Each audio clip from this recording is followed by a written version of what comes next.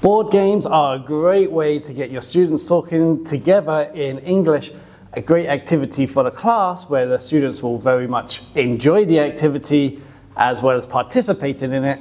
And the most important thing is, obviously, the more we can get them speaking English, the better. And board games are an absolutely fantastic addition to an ESL lesson plan as you try to encourage your students to engage in English together. So I've got 6 board games that I regularly play in my lessons. And it's good to have a little bit of a variety so you're not always repeating the same board game every lesson. The first one is very standard start to finish game. It's very easy, it doesn't really require much explanation on how to play it. You put your language point in each of the squares as the students roll a dice to go around the board. You start at the start and the winner is the person who gets to the end first. And obviously they have to speak the language point as they go around the board or they're not allowed to move. Now, a lot of people don't always have a lot of dice when they're playing this game, especially if you've got big classes like me and you kind of separate 40 kids into 10 groups of 4 and they're kind of all playing together. Maybe you don't have 10 dice to give them.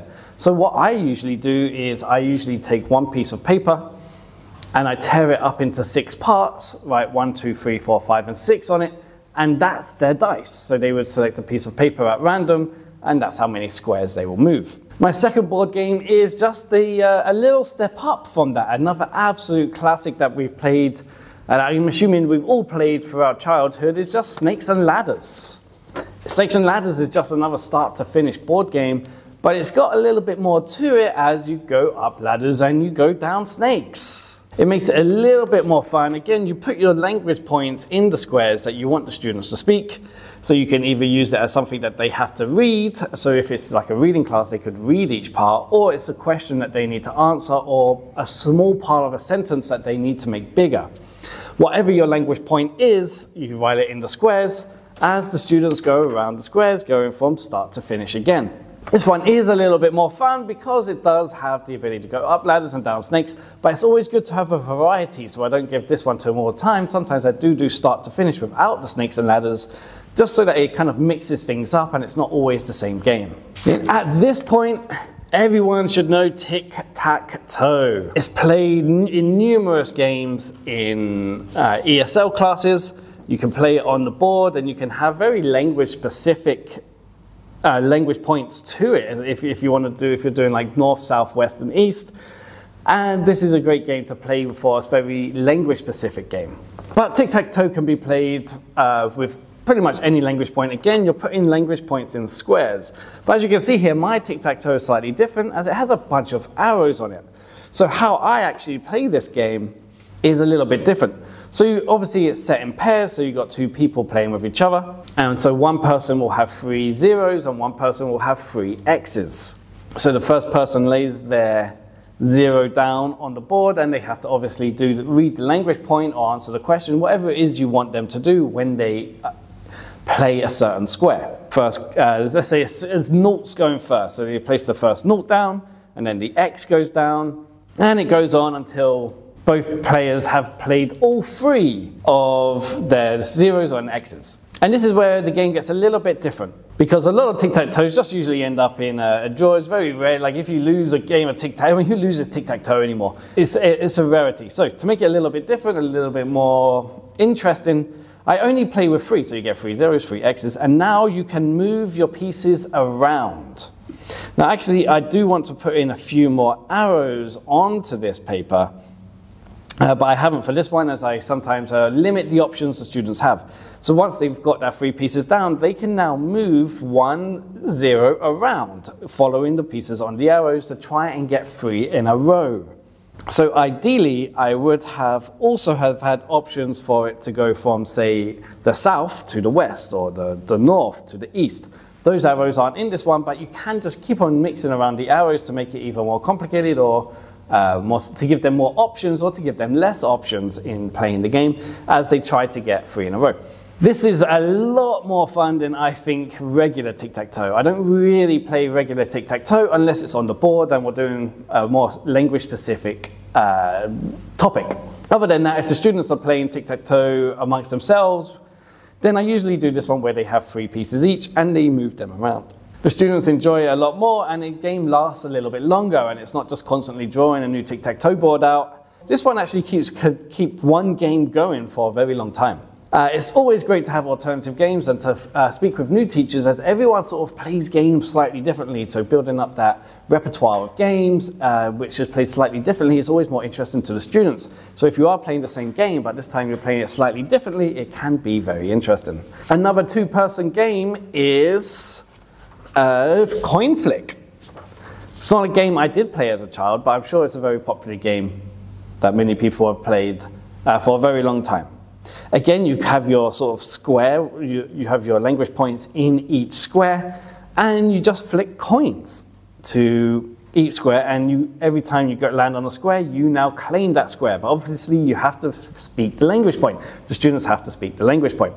Flicking a coin onto a square, you speak the language point, you take over that square. And you keep playing until you eventually, somebody is the winner as they have the most squares. Now, if you don't have coins to give to students, then you can always just use erasers, or they could use pieces of paper that they have either torn up or that they have in their pencil case, and they flick that around the board as well, and that's what they can use to claim squares. Now, a much more complicated game that definitely needs a lot of explanation for the students, and maybe you need to, if you've got a big class, maybe you need to play it as like you could always have 4 teams or 2 teams, and you kind of play it together before giving it to them in the next lesson as an individual game where they can play in groups of 4. But it's Monopoly. Monopoly is a fantastic game. We all know you just keep going around the board. So this is a game that kind of never ends. As you can just say, students can go into minus points. So obviously I'm not playing this with Monopoly money, I'm playing this with just points. When you start, you have 5 points, and every time you go past go, in this one, you would get plus 5 points. But it kind of works in a similar way that each time you land on what would be a property in the game, you can claim that square. So every time somebody lands on that, you take 1 point from them. So if somebody had 5 points, they land on somebody else's, they give 1 point to them, and they lose 1 point. So they now have 4, and the other person will now have 6. And you go around claiming squares, just keep getting points, and reading the language point. Now, with my Monopoly board, it's actually quite big. It takes over the whole page, and I don't really have space to write the language points in the squares. So I've numbered them 1 to 6, and this is the language points they speak. So I'd give them a corresponding piece of paper with the language points they have to read. So they get 2 pieces of paper. They get the Monopoly board, and they get the language point paper. Which will say either the question they need to answer depending on what they roll. This time it's like the dice or the piece of paper that they select. So if they got 3, they would have to answer question 3. Or alternatively, as it says here, if you land on 6, then you answer question 6. There are certain squares that I leave blank as I introduce new rules to them every time as something more interesting. As it could always be like answer 4 questions, or it could be go back 3, or it could be go forward 3, or it could be miss a turn. I sort of decide that just before playing, and I ask them to write it into their board game as a way of helping them also understand what it is that I'm saying. So yeah, this game is a little bit more complicated. Monopoly isn't a complicated game, but it is complicated if you haven't played it this way before, and the students definitely maybe need to get shown it during the lesson. Now, my last game is a variation of PacMan. PacMan is a game I'm sure many of us have played as a child, or even more recently. PacMan is a fun little arcade game. So again, this is the same, but this time the dice does decide the language point. I give them the piece of paper and a corresponding piece of paper with the language points. And this time, if they do roll a 5, they do have to read the question of 5 or answer the question of 5, as there is no hints on the board on what it is they should say.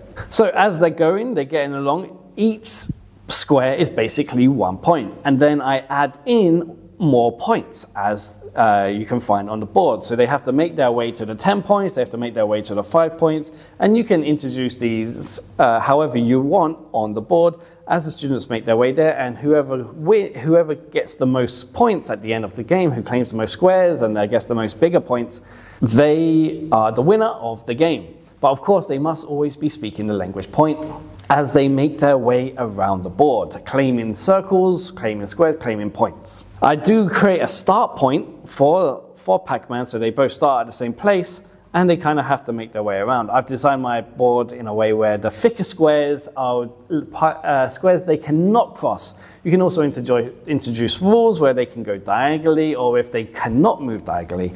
This will be up to you as the teacher. So I hope these 6 board games have been very helpful. I very much enjoy playing them. My students enjoy playing them in class. I will also say that these games don't necessarily last too long. I have lessons of 45 minutes. So I'm usually only playing them for maybe 15 minutes towards the end of the class before I do my wrap up. So it's a way for the students to either practice free of practice, or if you've just had a completely controlled practice lesson, for them just to keep repeating. But obviously I don't play them throughout. It's sort of more of an end of class game, or you could do it as a small review. But the small review games would be more like Tic Tac Toe or Coin Flick, as opposed to a four-person game, as that would take a little bit longer to set up. So yeah, I usually introduce these board games at the end of class, and we play them quite regularly so they know how to play them.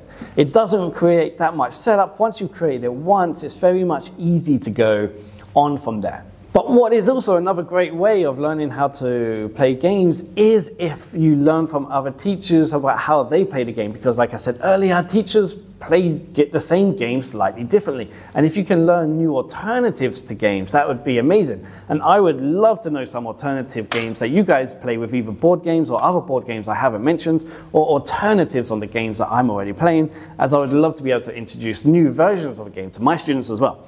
So if you have any suggestions for each other, then please comment below. And I hope this video has brought you some useful information. If it has, please subscribe and give it a like. But that is all from me for today, and as we say in China, bye-bye.